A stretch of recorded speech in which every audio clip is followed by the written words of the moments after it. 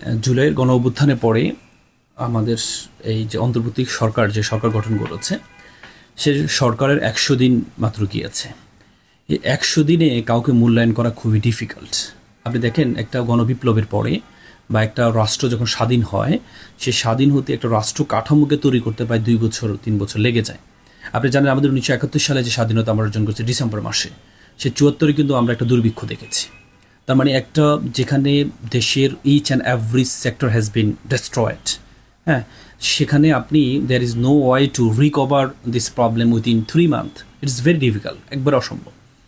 তারপরেও আপনি দেখেন এই সরকার আর যখন ক্ষমতা গ্রহণ করলো তারপরে কতগুলো দুর্যোগ মোকাবেলা করেছে, কতগুলো চ্যালেঞ্জ মোকাবেলা করেছে, প্রাকৃতিক দুর্যোগ মোকাবেলা করেছে। বন্যার দেখেন একটা সৃজনকৃত একটা বন্যা হয়েছে, সে বন্যা প্রবলেম মোকাবেলা করেছে। উত্তরবঙ্গে বন্যা হয়েছে, দক্ষিণবঙ্গে বন্যা হয়েছে, সেটা মোকাবেলা করেছে। তারপরে বিভিন্ন চ্যালেঞ্জগুলো আসছে, জাতীয় চ্যালেঞ্জ, বিভিন্ন আন্দোলন, বিভিন্ন ছোটোখাটো আন্দোলনগুলো মোকাবেলা করতে হয়েছে। আন্তর্জাতিক বিভিন্ন চ্যালেঞ্জগুলো সামনে এসেছে। তারপরে দেখেন 16 বছর যে জঞ্জাল বাংলাদেশে তৈরি হয়েছে, সেই 16 বছর জঞ্জাল আপনি 3 মাসের মধ্যে কীভাবে আপনি এটাকে রিকভার করবেন? হ্যাঁ, সেখানে আপনাদের প্রত্যেকটা সেক্টর, আপনি যদি অর্থনৈতিক সেক্টর দিকে তাকান, আমাদের ব্যাঙ্কগুলি দেউলিয়া হয়েছে, আমাদের রিজার্ভের অবস্থা খুবই খারাপ ছিল, আমাদের মুদ্রাস্ফীতি ছিল, সেখানে সেই ব্যাঙ্কগুলোকে দাঁড় করানোর অবস্থা হয়েছে। এবং বিভিন্ন যে আন্তর্জাতিক যে বিভিন্ন লোনগুলো, সেই লোনগুলো কিন্তু আপনার লোন পরিশোধের সময় শুরু হয়ে গিয়েছে। তো সেখান থেকেই এই সরকার যে অর্থনীতিকে চাঙ্গা করার জন্য যে পদক্ষেপ গ্রহণ করেছে সেটা কিন্তু আসলে খুবই প্রশংসনীয় উদ্যোগ গ্রহণ করেছে।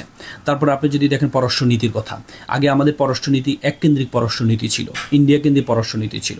সেই পররাষ্ট্রনীতিকে একটা মাল্টি কানেক্টিভিটি তৈরি করেছে, বিভিন্ন দেশের সাথে আমাদের পররাষ্ট্রনীতির যে সম্পর্ক বৃদ্ধি হয়েছে সেটি একটা গুরুত্বপূর্ণ। তারপর যে আমাদের রিমিটেন্সের অবস্থা খুবই খারাপ ছিল, সেখানে এই সরকার আর আমাদের রিমিটেন্স যোদ্ধাদের প্রয়াসের মাধ্যমে সরকারের উদ্যোগ গ্রহণ করার কারণে যখন রিমিটেন্স যোদ্ধাদেরকে সম্মান দেওয়া হচ্ছে, তাদের জন্য একটা প্রবাসী লাউঞ্জ করা হয়েছে, সেখানের মাধ্যমে তাদেরকে সম্মান, তারা তো রিমিটেন্স যোদ্ধারা বাংলাদেশের জন্য কাজ করছে, তারা কিন্তু শুধু সম্মানটা ন্যূনতম চায়, সেই সম্মানটা তাদেরকে দেওয়া হচ্ছে।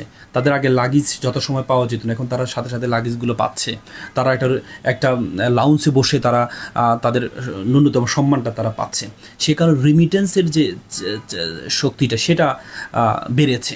এভাবে করে আপনি যে প্রত্যেকটা জায়গা থেকে আপনি যদি মূল্যায়ন করেন, তারপরে আপনি দেখেন এই গভর্নমেন্ট 10টি কমিশন গঠন করেছে, কমিশনের কার্যক্রমগুলো শুরু হয়েছে।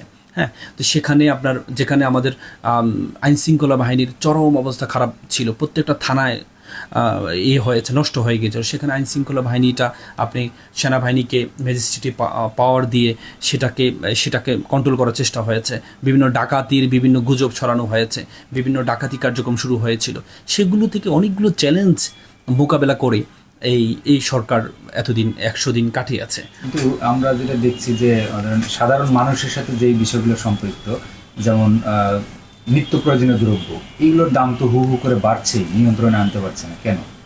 দেখেন, আপনার হচ্ছে যেহেতু এটা পুরো একটা দেশ, একটা বিপ্লব হয়েছে, পুরো একটা দেশ যেখানে আপনার আর প্রত্যেকটা সেক্টর যেখানে ধ্বংসস্তূপে পরিণত হয়েছে, তো তাহলে আপনি যখন পুরো রিজার্ভকে ঠিক করবেন, আপনি যখন মুদ্রাস্ফীতিকে ঠিক করবেন, আপনি যখন ব্যাঙ্কগুলোকে ঠিক করবেন, আপনি দেখেন বিভিন্ন ক্লায়েন্ট তার নিজের টাকা সে ব্যাঙ্ক থেকে উত্তোলন করতে পারছে না।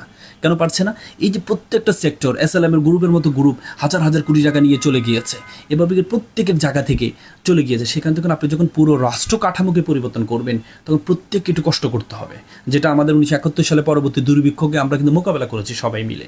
তো সুতরাং যখন একটা রাষ্ট্রের প্রতি যখন জনগণের এক্সপেকটেশনটা অনেক হাই লেভেলের হয়, তখন তাদের এক্সপেকটেশন এবং পাওয়া, আপনি যখন প্রত্যাশা এবং প্রাপ্তি যখন মিল হয় না, তখন মানুষ হতাশ হয়ে যায়। আর আমরা বাঙালি হিসেবে আমরা কিন্তু অল্পতেই কিন্তু খুব হতাশ হয়ে যাই। হ্যাঁ, আমরা যখন দেখলাম যে আমরা এই সরকার প্রতি প্রত্যাশা ছিল অনেক বেশি হাই, যখন প্রত্যাশাটা পূরণ করতে পারছে না, তখনই কিন্তু এই দুর্ভোগগুলো, এই যে বিভিন্ন প্রশ্নগুলো আসছে।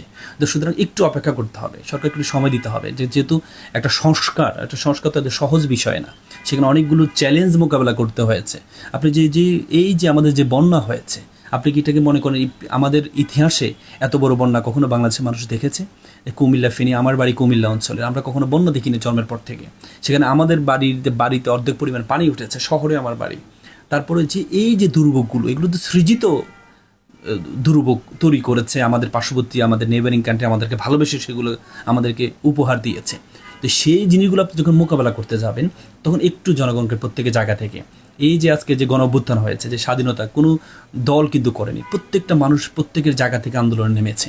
যেহেতু আমরা প্রত্যেকের জায়গা থেকে আন্দোলন নেমে আমরা দেশকে স্বাধীন করেছি, একটা ফেসিজম থেকে একটা ফেসিস্ট সরকারকে আমরা পতন করিয়েছি, তাহলে যদি একটু যদি অপেক্ষা আমরা এখন না করতে পারি, দ্রব্যমূল্যের একটু কষ্ট, এই যে কষ্টটা আমাদেরকে ধৈর্য ধরতে হবে, কারণ একটা সংস্কার হবে।